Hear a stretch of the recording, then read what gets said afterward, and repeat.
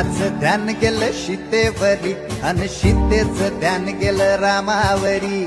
रामाचा शत्रू रावण त्यानं सीतेला नेली पलवून. रामाचा हनुमान बलीर त्यानं लंकेची केली होली रे.